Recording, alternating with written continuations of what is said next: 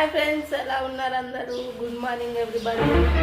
నాకైతే బాగా జలుబు అయిందండి, ఘోరంగా జలుబు అయింది. అయితే నిన్న ఘోరంగా ఫీవర్ ఏం మాట్లాడుతున్నావురా? నరాలు కట్ అయిపోయింది తప్ప తగ్గలేదండి. తగ్గుతుందేమో మస్తు ట్రై చేసిన, నా వల్ల కాలేదు. ఇక తప్పదనేసి ఇంజక్షన్ అయితే వేయించుకొచ్చిన. వీళ్ళు ఎందుకు ఉన్నారు అనుకుంటురా? ఫ్రెండ్స్, నేనైతే ఈరోజు బాగా సిక్ అయినా. ఎస్టర్డే అయితే నేను మ్యారేజ్కి అయితే వెళ్ళిన. అక్కడ ఫుడ్ అయితే నాకు వాళ్ళలేదు. నేను నాకు బాగా మోషన్స్ అయినాయి, వామిటింగ్స్ అయినాయి. అందుకే ఈరోజు మేము స్కూల్కి వెళ్ళలేదు ఫ్రెండ్స్. సండే రోజు ఎంజాయ్ చేద్దాం అనుకుంటున్నా కాలేజ్కి వెళ్ళి.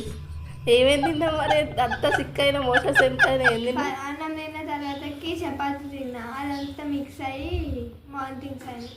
ఏమేమి వెరైటీస్ తిన్నావు?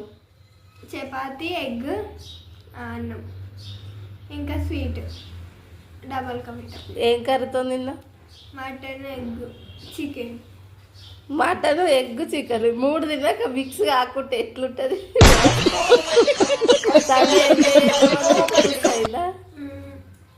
ఇటు సండే రోజు హాలిడే అని పోతే అటు ఎంజాయ్ చేసినట్టు లేదు. ఇటు స్కూల్ డుమ్మ కొట్టిరు. మండే రోజు హోంవర్క్ పెండింగ్ పడ్డాయి. అవునా? మరి టాబ్లెట్ వేసుకున్నావా? వేసుకునే డాడీ వచ్చింది.